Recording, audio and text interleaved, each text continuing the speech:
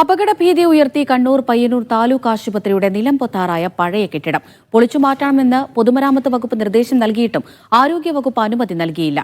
2 വർഷം മുൻപ് ആശുപത്രി സൂപ്രണ്ട് നൽകിയ അപേക്ഷയ്ക്ക് മറുപടി ലഭിച്ചില്ല. മഴ കനത്തതോടെ ഏത് സമയവും കെട്ടിടം തകർന്നു വീണേക്കാമെന്ന ഭീതിയിലാണ് രോഗികളും നാട്ടുകാരും.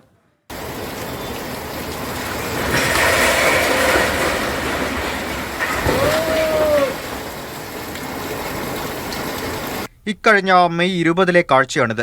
എന്നിട്ടും പക്ഷേ ആരോഗ്യവകുപ്പിന്റെ മാത്രം കണ്ണു തുറന്നില്ല. കാലപ്പഴക്കം കൊണ്ട് പഴകി ദ്രവിച്ച കെട്ടിടം എത്രയും വേഗം പൊളിച്ചു നീക്കണമെന്ന് പൊതുമരാമത്ത് വകുപ്പ് എഞ്ചിനീയർ 2 കൊല്ലം മുൻപ് നിർദ്ദേശം നൽകിയതാണ്. ഏതു നിമിഷവും തകർന്നു വീണേക്കാവുന്ന ഈ കെട്ടിടത്തിന് താഴെയാണ് ആംബുലൻസ് അടക്കമുള്ള വാഹനങ്ങൾ പാർക്ക് ചെയ്യുന്നത്.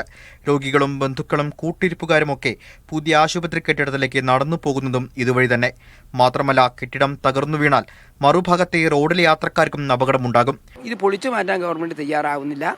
ഇത് പൊളിച്ചു മാറിയില്ലെങ്കിൽ ഏത് ദിവസമാണ് ഇത് വീണിട്ട് എത്ര പേരാണ് മരണപ്പെടുന്നതെന്ന് പറയാൻ കഴിയില്ല. അപ്പോൾ ഗവൺമെൻറ്റിൻ്റെ ഭാഗത്തു നിന്ന് വരുന്ന എല്ലാ നടപടികളും എന്തൊരു അപകടം പറ്റിയതിന് ശേഷം മാത്രമേ ഇത് ചർച്ച ചെയ്യൂ.